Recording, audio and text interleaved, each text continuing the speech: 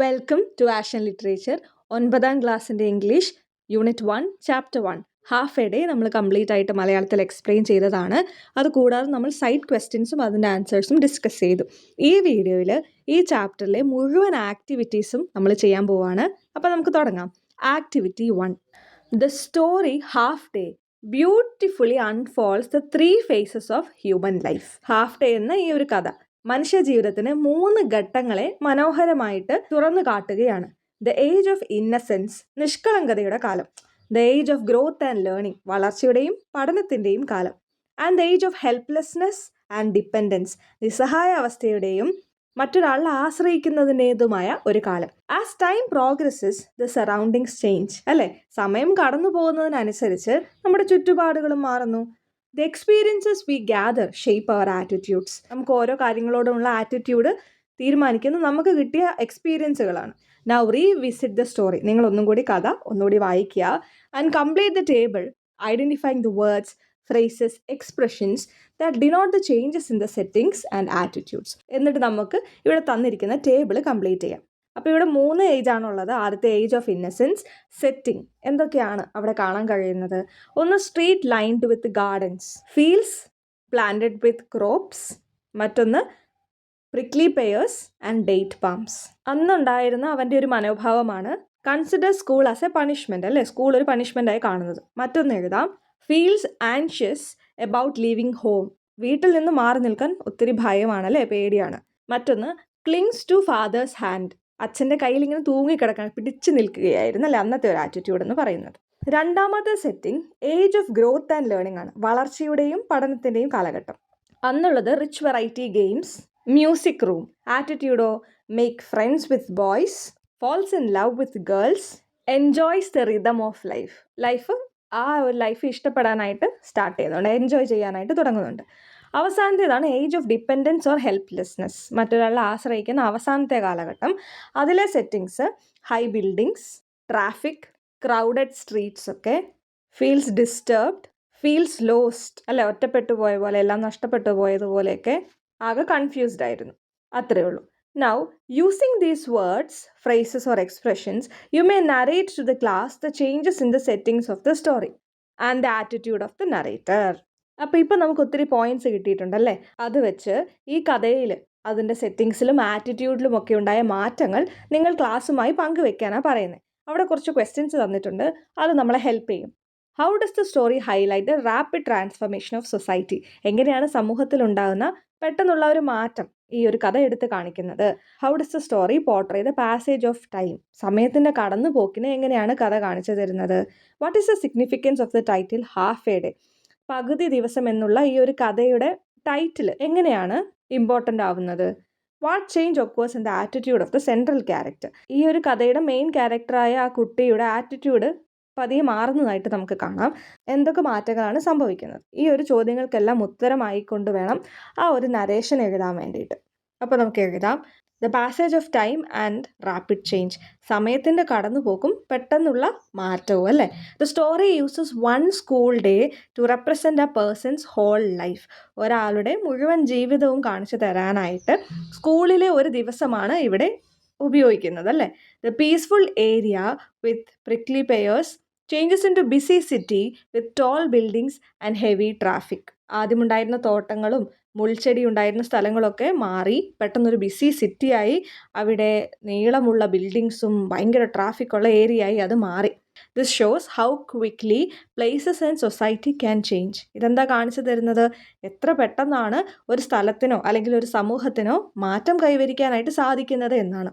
മറ്റൊന്ന്, the significance of the title. എന്താണ് നമ്മുടെ title? The title half a day suggest that life passes very quickly.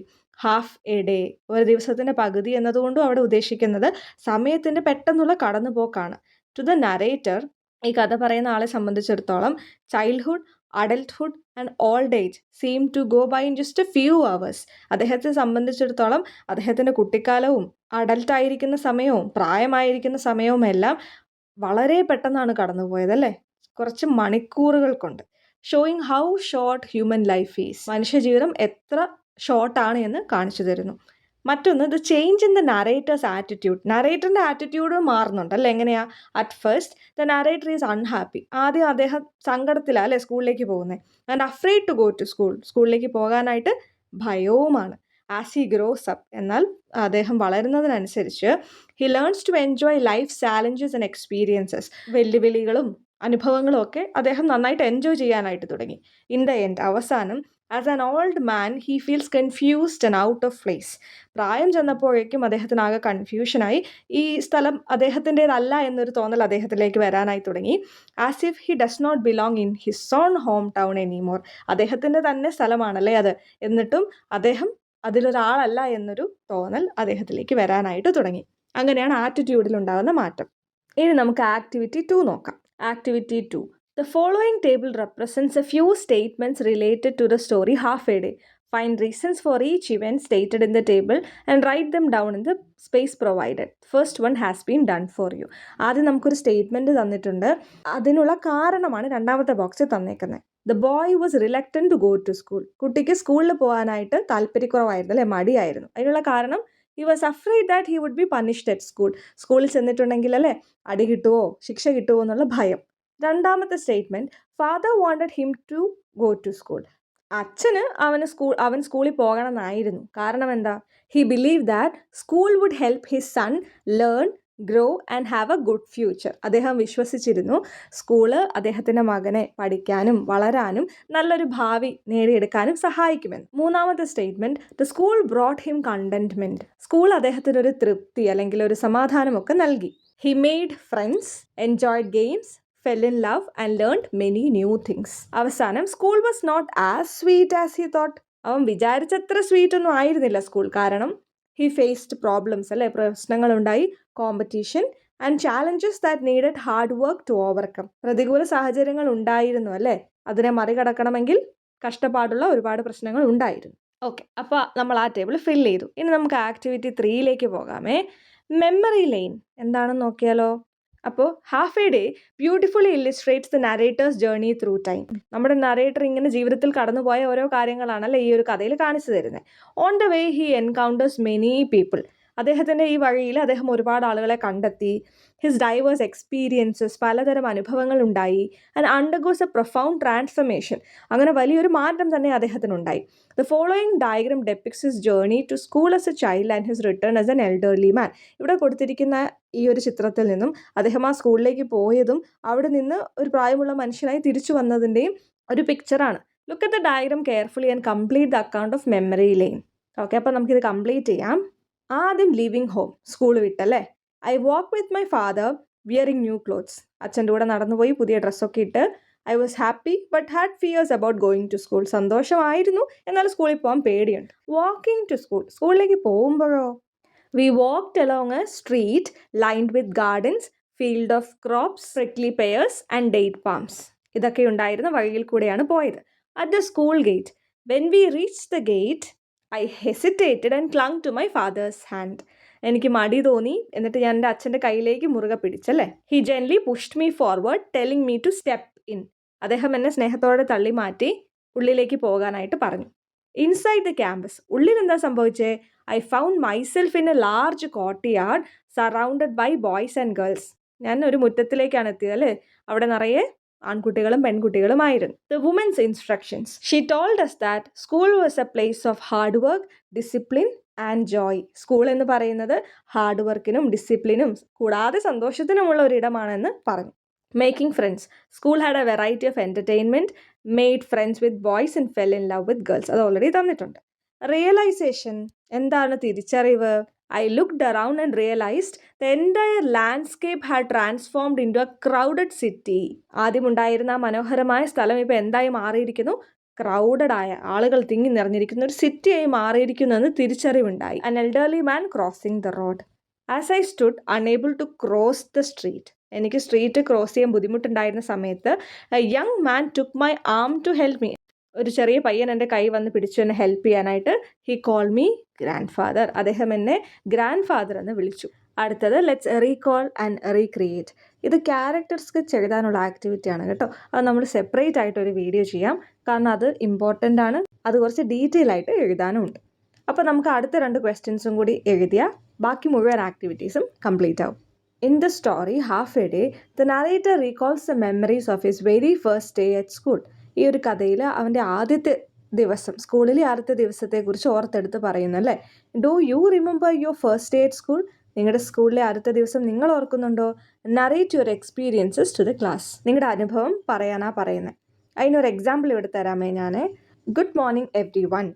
When I read Naguib Mahfouz story it reminds me of my own first day at school. ഈ ഒരു കഥ വായിച്ചപ്പോൾ എനിക്ക് എൻ്റെ സ്കൂളിലെ ആദ്യത്തെ ദിവസമാണ് ഓർമ്മ വന്നത്. I was 5 years old. എനിക്കപ്പോൾ 5 വയസ്സായിരുന്നു.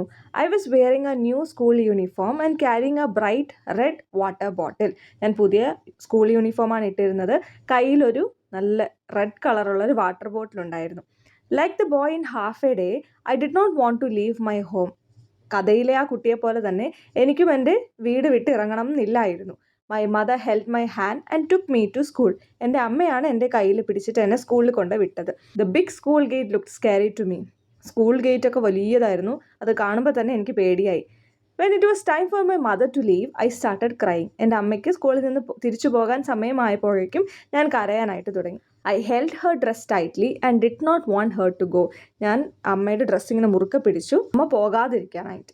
Everything around me felt new and strange. എനിക്ക് ചുറ്റുമുള്ളതെല്ലാം പുതിയതും സ്ട്രേഞ്ചുമായി തോന്നി. But things soon changed. എന്നാൽ കാര്യങ്ങളൊക്കെ പെട്ടെന്ന് മാറി. My teacher welcomed us with a kind smile and gave each child a piece of candy. ഞങ്ങളുടെ ടീച്ചർ വന്നിട്ട് എല്ലാവരെയും ഒരു ദയുള്ള പുഞ്ചിരിയോടെ വെൽക്കം ചെയ്തു. എല്ലാവർക്കും ഒരു മിഠായിയും തന്നു. She introduce me to another boy who was also crying. എൻ്റെ ക്ലാസ്സിൽ വേറൊരു കുട്ടിയും കരയുന്നുണ്ടായിരുന്നു. അവനെ എനിക്ക് പരിചയപ്പെടുത്തി. We sat together, shared our crayons and started talking. ഞങ്ങൾ ഒന്നിച്ചിരുന്നു, ക്രയോൺസ് ഒക്കെ ഷെയർ ചെയ്തു, സംസാരിക്കാനും തുടങ്ങി. Soon we became friends. പിന്നീട് ഞങ്ങൾ നല്ല ഫ്രണ്ട്സായി മാറി. By the end of the day I was happy and excited. ആ ഒരു ദിവസം തീരാനായപ്പോഴേക്കും ഞാൻ ഹാപ്പി ആയിരുന്നു, എക്സൈറ്റഡുമായി. When I met my mother after school I had many stories to tell her about my new friend and my teacher. ഞാൻ വീട്ടിലെത്തിയപ്പോഴേക്കും അമ്മയെ കണ്ടപ്പോഴേക്കും എനിക്ക് ഒരുപാട് കഥകൾ പറയാനുണ്ടായിരുന്നു, എൻ്റെ പുതിയ കൂട്ടുകാരനെക്കുറിച്ചും എൻ്റെ ടീച്ചറിനെക്കുറിച്ചും. Thank you. ഓക്കെ, ഇതിലെ ലാസ്റ്റ് ക്വസ്റ്റ്യനെ. Dry your tears and face life joyfully said the woman. ഇത് ഈ കഥയിലെ ഡയലോഗാണ് അല്ലേ. These words comforted the narrator. ഈ ഒരു വാക്കുകൾ കേട്ടപ്പോൾ നറേറ്ററിന് കുറച്ച് ആശ്വാസം തോന്നി. What would be the likely conversation between the boy and the woman? ആ കുട്ടിയും ആ ടീച്ചറും തമ്മിലുള്ള സംഭാഷണം എന്തായിരുന്നിരിക്കാം? നമുക്കൊന്ന് ഗസ് ചെയ്ത് എഴുതാം. ടീച്ചർ ചോദിക്കുന്നു, hello dear, why are you crying? നീ എന്തിനാ കരയുന്നേ? What is making you sad? നിന്നെ എന്താ സങ്കടപ്പെടുത്തുന്നേ? അപ്പോൾ ബോയ് വൈപ്പിംഗ് ഹിസ് ടിയേഴ്സ്, അവൻ്റെ കണ്ണീരൊക്കെ തുടച്ചുകൊണ്ട് പറയുന്നു, I want to go home. എനിക്ക് വീട്ടിൽ പോകണം. I miss my mother and father. I don't want to stay here. എനിക്കിവിടെ നിൽക്കണ്ട. അപ്പോൾ ടീച്ചർ എന്താ പറയുന്നത്? Don't worry my child, school is not a bad place. School അത്ര ചീത്ത സ്ഥലമൊന്നുമല്ല. It is a place where you can learn many new things and have fun. ഒരുപാട് പുതിയ കാര്യങ്ങൾ പഠിക്കുന്ന ഒരു സ്ഥലമാണ് സ്കൂള്. മാത്രമല്ല ഇവിടെ നല്ല ഫണ്ണുമാണ്. അപ്പോൾ ബോയ് എന്ത് പറയും? But I don't know any one here. എനിക്കിവിടെ ആരെയും അറിയില്ല. ഇവിടെയുള്ള ഓരോരുത്തരും എനിക്ക് അപരിചിതരാണ്.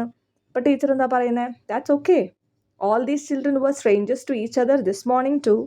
Zone they will become friends. എല്ലാ കുട്ടികളും അങ്ങനെ തന്നെയല്ലേ, തമ്മിൽ ആർക്കും ആരെയും അറിയില്ല.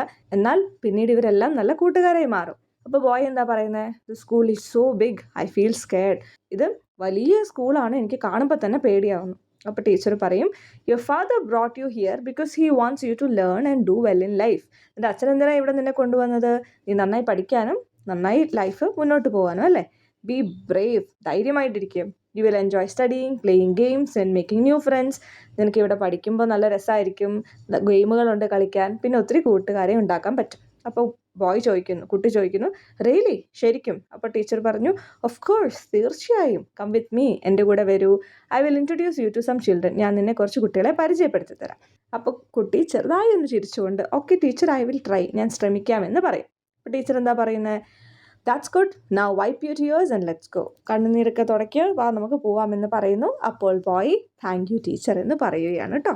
അങ്ങനെ ഈ ഒരു ചാപ്റ്ററിലെ unit 1 chapter 1 half a day എന്ന് പറയുന്ന ചാപ്റ്ററിലെ എല്ലാ ആക്ടിവിറ്റീസും നമ്മൾ കംപ്ലീറ്റ് ചെയ്തിട്ടുണ്ട്. ക്യാരക്ടർ സ്കെച്ച് മാത്രമാണ് ബാക്കി. അത് നമ്മൾ സെപ്പറേറ്റ് ആയിട്ടൊരു വീഡിയോ ചെയ്യാം കേട്ടോ. താങ്ക്